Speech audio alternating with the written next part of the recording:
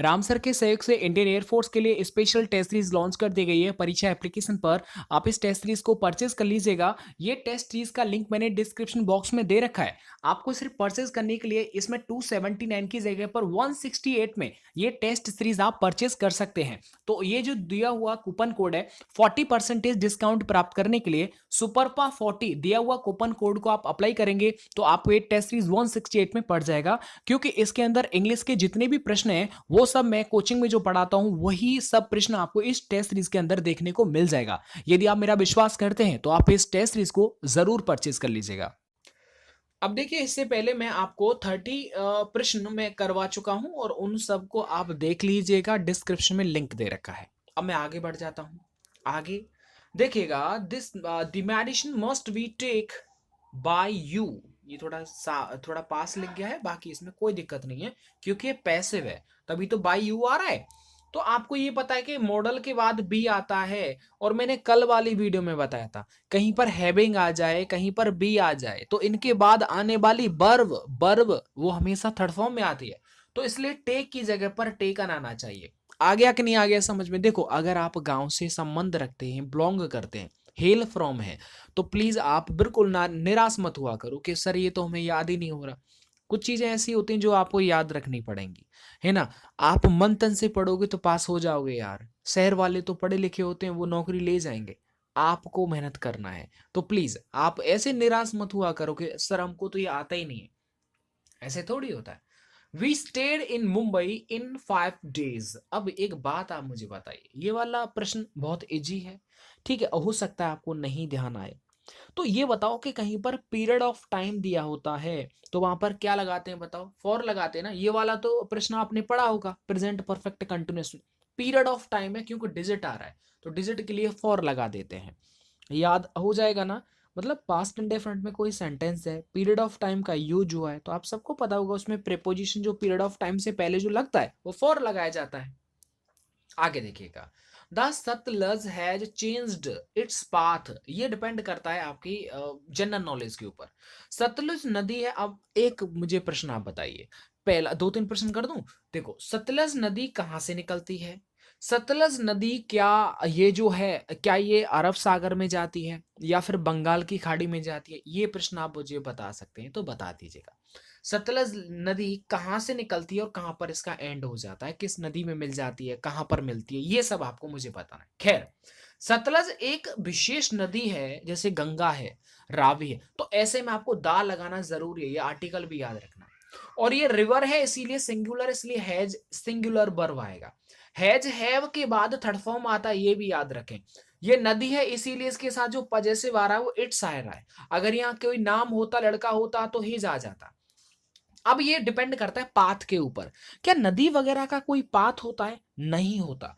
Path नहीं बोलते, नहीं, पाथ माने रास्ता, हाँ मीनिंग तो वही है, लेकिन उसको अंग्रेजी में कोर्स बोलते हैं। क्या बोलते हैं उसे?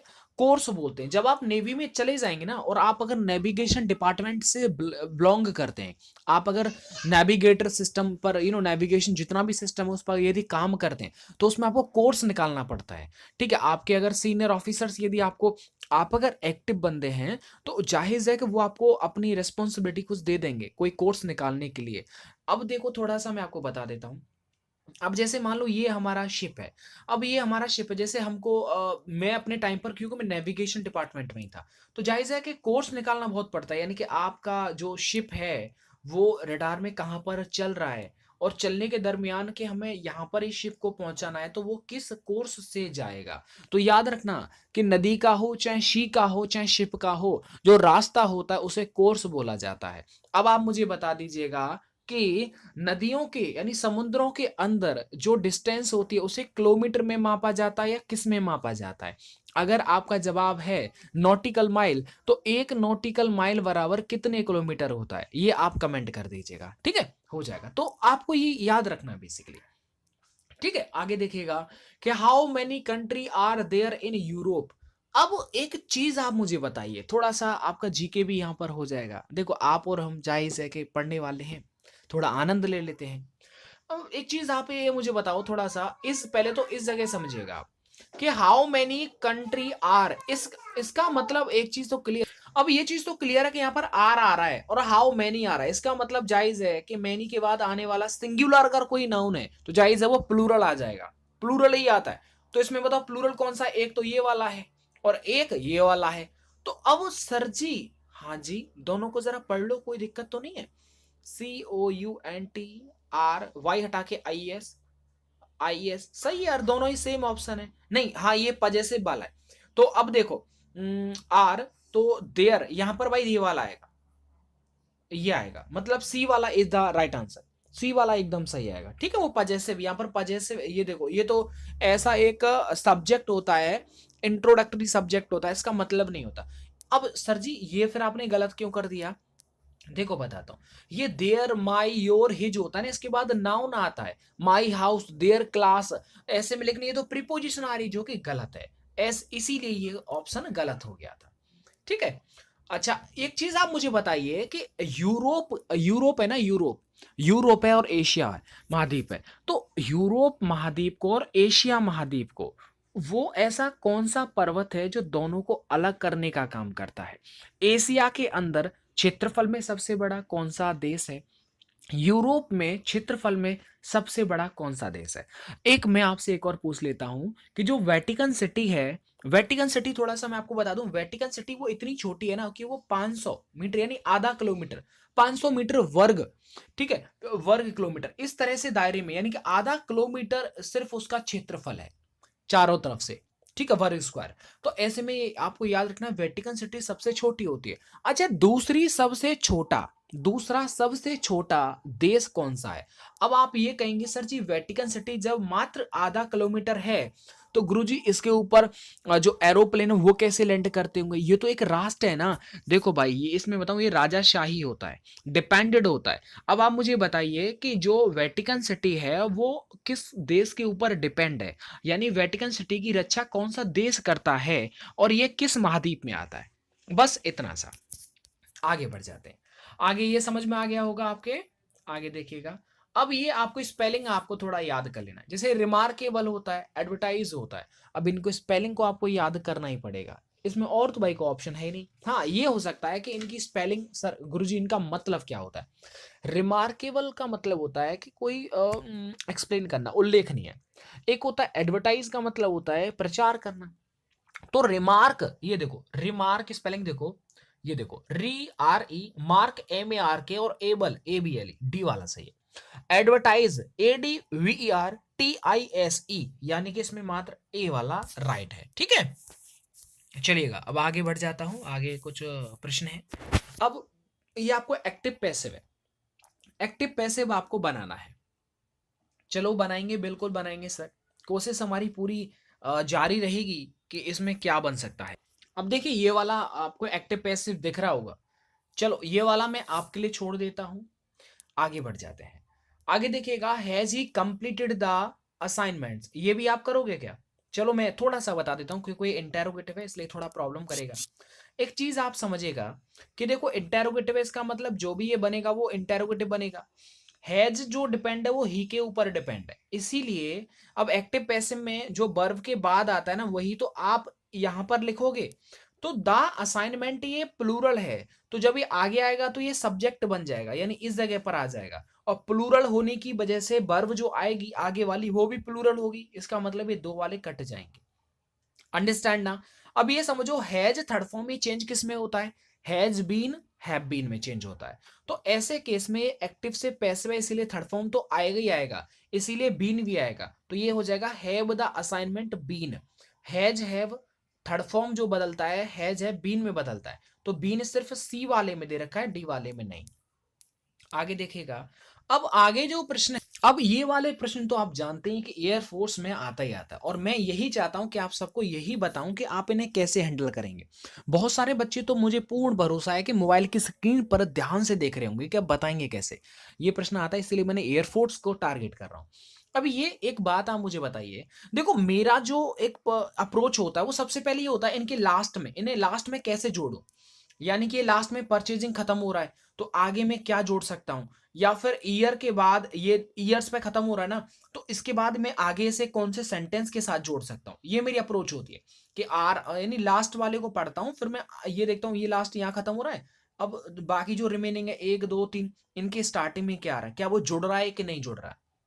ये चीज मतलब ये जब आपकी अप्रोच हो जाएगी ना तो आप आराम से कर लोगे, कोई परेशानी नहीं आएगी। अब एक बात आप मुझे बताइए कि ये क्या लिख रहा है, देखो पहले समझना कि इन रीसेंट ईयर्स, फिलहाल की कुछ सालों में, primarily because purchasing has grown more intense, price या फिर मैनेजर्स, बताओ इसमें क्या आ सकता है। In recent years price competition in most industries, इसका मतलब है कि फिलहाल की कुछ सालों में प्राइस कंपटीशन यहां पर एकदम राइट बन सकता है, तो यानी आर वाला यहां पर आएगा, तो इसीलिए एस हट गया और एस हट गया, आगे बढ़ जाएगा। In most industries has grown more intense, ये आ सकता है, या फिर मैनेजर आ सकता है। सोचो, यही आपको थोड़ा ध्यान देना पड़ेगा, ये आपको थोड़ा सा ध्यान रखना पड़ेगा। देखिएगा भाई, in recent years price competition, यानी प्राइस कंपटीशन की बात कर रहा है। इन मोस्ट इंडस्ट्रीज, ज्यादा से ज्यादा जो इंडस्ट्रीज हैं उनके अंदर price competition has grown more intense, इसका मतलब है कि आर के बाद क्यू आएगा, तो आर के बाद क्यू मतलब क्या आ रहा है, सी वाला आ रहा है।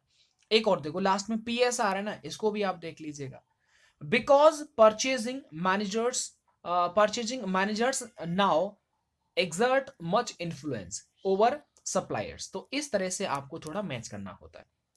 विदाउट वाटर, अब एक चीज आप समझो, इन चार में से पढ़ के जल्दी जल्दी बताओ कि विदाउट वाटर के बाद कौन सा सेंटेंस जोड़ा सकता है, समझो। देखो, without water there would be no animals और प्लांट्स, यानी बिना पानी के कोई जानवर कोई पौधा वगैरह नहीं रहा, तो ऐसे में जाहिर है कि ए के जो स्टार्ट हो रहा है वो एस से स्टार्ट हो रहा है, इसका मतलब ये हुआ कि पी वाला हट जाएगा, हटेगा ना। तो there would be no animal और प्लांट्स, अब आगे क्या आएगा, आगे क्या आएगा, which carry out photosynthesis and release oxygen, oxygen. तो ऐसे में मतलब एस के बाद आर वाला एकदम सही है, तो एस के बाद आर वाला कौन सा है बताओ, ये वाला मतलब ए वाला, इस तरह से आपको जोड़ना है। आगे देखिएगा, the internet is a world wide network, एक बात मुझे मैंने पढ़ा और इसमें समझ में आया कि बी के बाद जो भी सेंटेंस आएगा वो आएगा जिसमें थर्ड फॉर्म लग रही होगी, तो थर्ड फॉर्म कौन से में, देखो स्टार्टिंग में रेगुलेटेड में आ रही है, इसका मतलब क्यू के बाद आर आएगा, तो क्यू के बाद आर कौन सा आ रहा है, देखो ये वाला आ रहा है, क्यू के बाद आर और किसी में नहीं, ठीक है ना। तो अच्छा, एक चीज आप ये समझिए, सर यहाँ पर भी तो आ रहा है, तो इन्हें आप चेक कर लीजिएगा कि कौन सा बेस्ट पड़ेगा। हाँ, ये भी एकदम सही है, जो प्रश्न है वो भी ठीक है कि आगे भी तो चेक कर रहा है ना, ऐसे थोड़ी होता है। तो द इंटरनेट इज, यानी ये सब्जेक्ट हो गया, आगे कह रहा है a world wide network, internet कैसा है, वर्ल्ड वाइड नेटवर्क है, इसका मतलब पहले पी आएगा और लास्ट में क्यू आर आएगा, तो ऐसे में पहले पी आएगा, पी वाला ऑप्शन है। अब आगे देखो, a world wide network that should not be, यानी क्यू के बाद आर आ रहा है, तो यहां पर पी क्यू आर वाला, ये सी वाला राइट आंसर बनेगा, इस तरह से आपको जोड़ना है। आगे बढ़ जाइएगा, आगे देखिएगा, Ashok said to me your parents are waiting for you, इसका मतलब है is are M I N G दे रखा है, ये चेंज हो जाएगा, डायरेक्ट एंड डायरेक्ट है, was were I N G में। तो अशोक सेड टू मी, इसका मतलब ये हो जाएगा Ashok told me that your parents, your जो यू होता है सेकंड पर्सन ऑब्जेक्ट के पास जाता है, नहीं माई पेरेंट्स हो जाएगा, तो Ashok told me that my parents, is are am, वहां पर बीइंग भी तो आना चाहिए ना, तो फिर आप ये चेक करिएगा कि क्या आ सकता, ठीक है। तो इसका मतलब है, नहीं बीइंग वाला तो वो तो उसमें आता है, एक्टिव पैसिव में आता है, डायरेक्ट इनडायरेक्ट है, तो डायरेक्ट इनडायरेक्ट में क्या होता है, जो प्रेजेंट होता है वही इस पास्ट में चला जाता है, यानी इज आर एम की जगह वॉज वर आ जाएगा, तो ऐसे केस में सी वाला एकदम सही है, यानी अशोक सेड टू का हो जाएगा टोल्ड मी, यहाँ पर कंजंक्शन लगेगा दैट, योर बगल में जाके मी का पा जैसे माई, माई पेरेंट्स, और फिर इज आर एम का पास्ट हो जाएगा वॉज वर, वेटिंग का वेटिंग आएगा, फॉर का फॉर आएगा, यू सेकंड पर्सन ऑब्जेक्ट के पास जाता है मी, और मी का जाए, ये ऑब्जेक्ट है इसीलिए मी का मी आ जाएगा। आगे बढ़ जाइएगा, the teacher said the earth moves round the sun, ये वाला प्रश्न है, तो इसका मतलब है कि the earth moves round the sun, ये एक यूनिवर्सल ट्रुथ है, ये चेंज तो होगा ही नहीं, ये चेंज तो होगा ही नहीं, देखो मूव्ड कर रखा है, ये गलत हो जाएगा, मूव्ड ये भी चेंज कर रखा है, ये नहीं होगा, इन दोनों में से एक है। द टीचर सेड, ये सेड तो चेंज ही नहीं होगा ना, इसीलिए सी वाला राइट आंसर हो जाएगा। आगे देखिएगा, to call it a day. To call it a day ये ईडियम है, इसका मतलब बताना। देखो to call it a day का मतलब होता है कि to quit the work and go to the home, मतलब काम को छोड़ देना बीच में से का। और आप ऐसा बोल रहे हैं कि जैसे आप बॉस हैं और आपने कहा, ठीक है भाई let's call it a day, यानी काम खत्म करो चलो, वो काम हुआ नहीं है। तो ऐसे में जो ये है, इसके आगे तीन ऑप्शंस और हैं। देखो, today the work marvellous, नहीं, to decide to finish working, ये थोड़ा इसका काफी नजदीक है, क्लोज है। ठीक है, मतलब ये फैसला कर लेना कि काम हो गया, काम खत्म करो चलो, थोड़ा लग रहा है। आगे देखो, पुट वाई, ये बताना है पुट वाई एक ईडियम है, इसका मतलब याद रखना है, पुट वाई का मतलब होता है सेव करना यानी बचाना, तो यहाँ पर सेव्स हो जाएगा। आगे देखो, इन टू माइंड्स, एक देखो दो माइंड हो गए आपके, माइंड क्या एक ये, लेकिन आप सोच रहे दो माइंड हो गए कि यार मैं कोचिंग जाऊं या नहीं जाऊं, यार मैं पेपर देने जाऊं या नहीं जाऊं, दो माइंड हो गए ना। अब बताओ आप डिसाइड कर पाओगे, नहीं कर पाओगे। तो इसलिए सी वाला टू बी अनडिसाइडेड। और मैंने क्या बोला कि बी के बाद वर्ब थर्ड फॉर्म आ रही है ना, तो यहां भी आ रही है। आगे देखिएगा, on cloud now nine, on on cloud nine, इसका मतलब होता है कि बहुत ज्यादा खुश होना। मतलब Rama was on cloud nine when she heard that she had one the lottery, जब उसने सुना था कि वो लॉटरी जीत गई है, तो ऐसे में वो क्या हो गई, बहुत ज्यादा, क्या कंफ्यूज हो जाएगी लॉटरी मिलने पर, फ्रस्ट्रेट हो जाएगी, शॉक्ड नहीं, हैप्पी हो जाएगी। इसीलिए आप ऐसे भी मिला सकते हैं। बाकी रिमेनिंग है ये मैं आप अपलोड कर दूंगा आपके टेलीग्राम ग्रुप पर, ठीक है। चलो दोस्तों, मिलता हूँ मैं आपको नेक्स्ट वीडियो के साथ। वीडियो को लाइक एंड शेयर करें, पढ़ते रहें, और बस यही मैं कहना चाहूँगा कि आप अपनी पढ़ाई को ना छोड़ें। Thank you so much.